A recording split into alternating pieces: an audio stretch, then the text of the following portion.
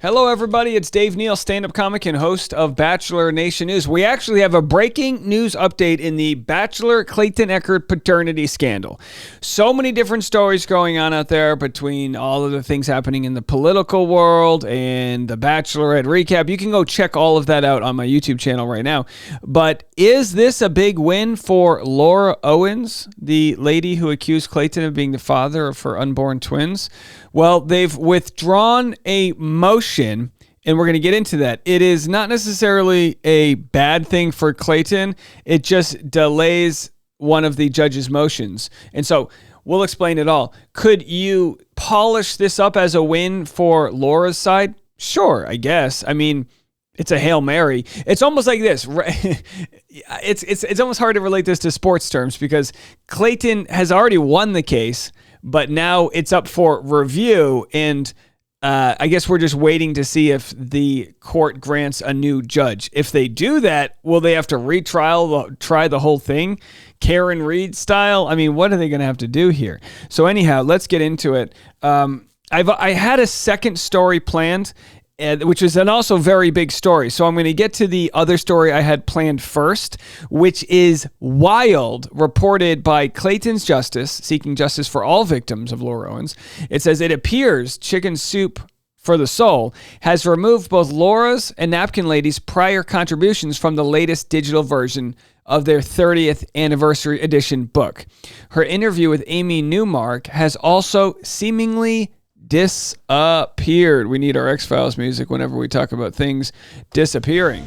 Now, they did an update here that actually Napkin Lady's contributions are still available, but this is a big deal. There are two crowning achievements that Laura Owens has, as far as we can tell, aside from her, award-winning podcast. The very high-trafficked podcast she has. The other achievements are that she has an entry in Chicken Soup for the Soul and that she has a TEDx talk. I'm going to play a clip of that TEDx talk, which is essentially, I believe, the same story told in Chicken Soup for the Soul. Napkin Lady is the lady who wrote to her saying, you're in a bad relationship, you need to get out, go girl, which, by the way, no one really blames Napkin Lady. It's really sweet that you would try to help another person out if that story is real. I believe it is. But either way, finding out that Chicken Soup for the Soul has dirty deleted, soft redacted Laura from their latest version is very interesting. Now, they can't go in and take every hard copy book that's out there and rip out the pages, although, and I would not encourage anyone to do this, but if anyone does have the I don't encourage book burning, but if anyone does have the Chicken Soup for the Soul that includes the hard copy version of Laura's story, and if you want to film yourself, maybe, lighting those pages on fire, send it my way. We'll see. Either way, what I love is that even though this whole movement started as Justice for Clayton Echard, we now have a Justice for Greg Twitter. We now have a Justice for Mike. And Justice for Mike posted this. This is, again, a couple weeks old. Finally, Laura told the truth. She has never been pregnant. This is truly sickening. These messages echo the same verbiage she used to gaslight and abuse Mike for years. These messages echo the same verbiage she continues to use to abuse Clayton. She must be stopped. And that being some of these text messages that came out July 18th. New text between, it's not that old. It's only a few days old. New text between Laura and Greg found here, and then they've got the wiki page. Here are some of the most shocking texts. Laura claims she's never been pregnant. Laura's being triggered about being called a liar, and Greg seeing through her evil plan. So we have that right here. The conversations, the conversations between Greg and Laura were probably some of the most harsh conversations in the Clayton in this whole thing, just because Greg was not playing around. So we see them right here. And he accused her of, possibly took the protoplasm off of her back and shoved it into her, where. And again, whether he actually believed that or was trying to make hypotheticals. We all did that with Clayton. We all did the turkey basting hypotheticals. So anyway, they go back and forth. And I don't know exactly which of these texts she claims she was never pregnant. I've never been pregnant before. So this text is cut off, but I think when you see it, you see it. It must have been on the top or bottom of a page. I've never been pregnant before. So there it is, folks. She said that to Greg, and of course, we find out she claimed she was pregnant with Mike. A claim we see right here. On the left, we have a photo she used to claim she was getting her ovary removed and getting an abortion. These photos have been verified, at least the one on the left has, by a computer forensics expert. Why does that matter? Well, the photo on the right was used in her TEDx talk right here to explain that dark day when Mike, I guess, almost killed her. Did this throwback to Iceland shortly after arriving back in the US, which got comments like, so jealous and looks amazing. Now here's where I was when I actually posted it. In the hospital, after my abuser and I had a particularly rough night. Can you imagine? Now, what does she mean when she says particularly rough night? I mean, is that lying by omission? Is she claiming she was in the hospital because of DV? Again, as we saw here, because these photos on the left were leaked by Mike Maricini's laptop when he found out he actually had all this evidence, we know that these photos, while not identical, were essentially taken at the same time. You get your phone out, ching, ching, ching, ching, ching, ching, take a couple photos. From the bunching of the sheet to the actual words on the patterns, these absolutely were taken moments apart from each other. So which one is it?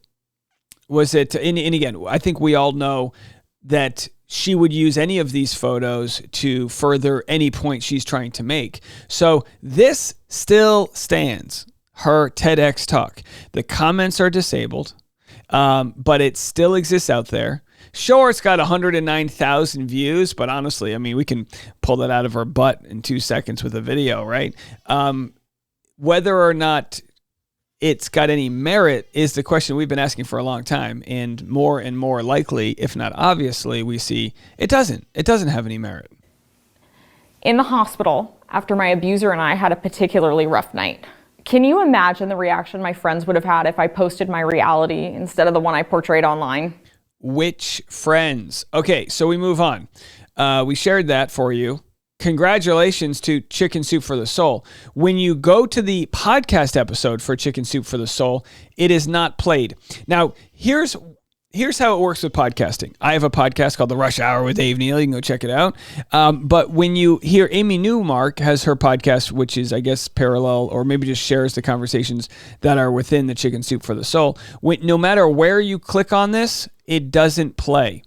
And a lot of times these podcast players exist so that they route to the source material. So what this means is no matter where you go, as far as I can tell, from all of these different podcast apps that would normally play the episode, they don't, because it just no longer exists. So the metadata here shows that it was 19 minutes long, which does that mean it was just the TEDx talk? No one really knows. So all of this still lives, so you can track it, but the episode is gone. We don't know when it disappeared, when it went away, but it is no longer there.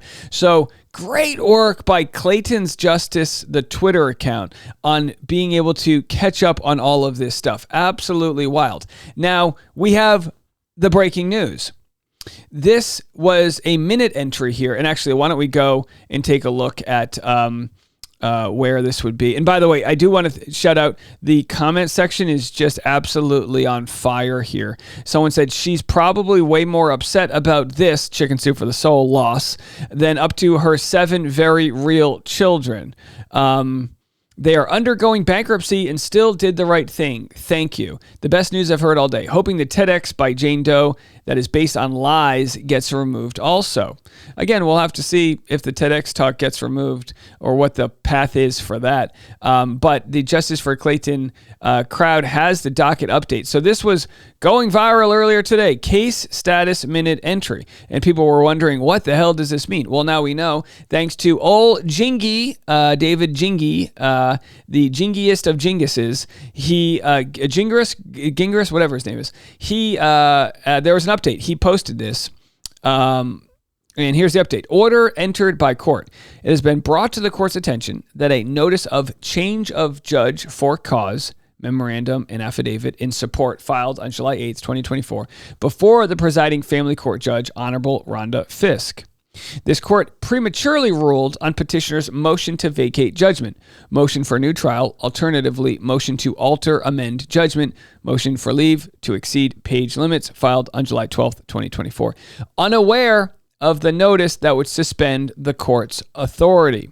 Let the record reflect, the ruling on the motion is hereby withdrawn pending further action from the presiding family court judge. All parties representing themselves must keep the court updated with adverse changes. A form may be downloaded right there.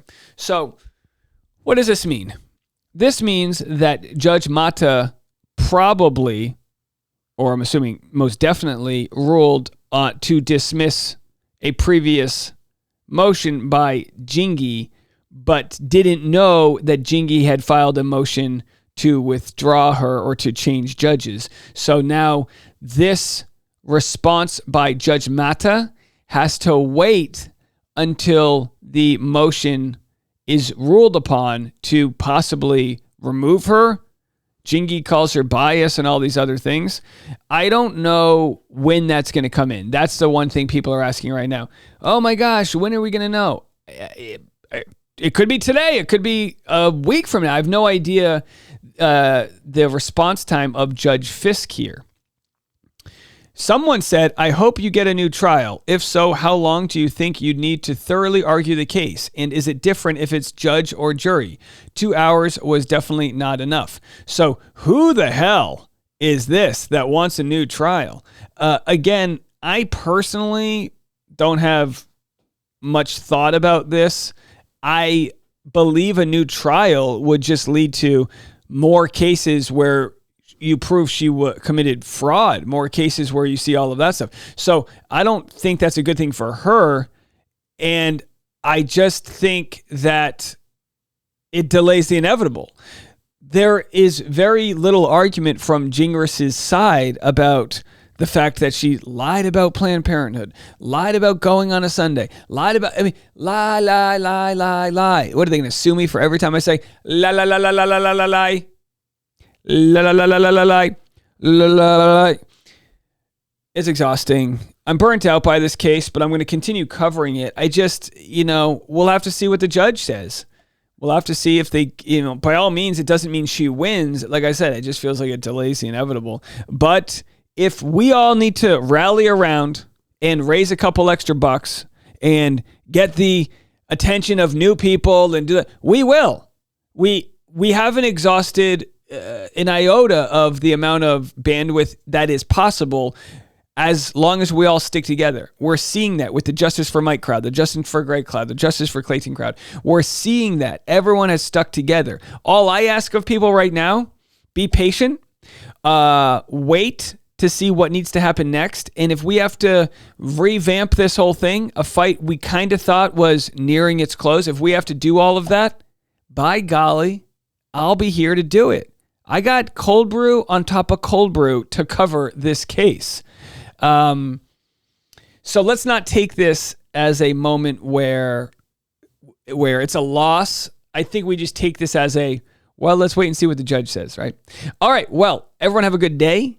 If you want any extra content, I'm live on Patreon right now, patreon.com/Dave Neal. You can go check us out there. Been talking about all the behind the scenes as we waited for this information to come in. And as there are updates, we will cover them. The next piece of content I've got for you is the Afternoon Rush Hour podcast. Go check that out. We'll have more of your entertainment, pop culture news all in one place. Be well, everybody. We'll see you then.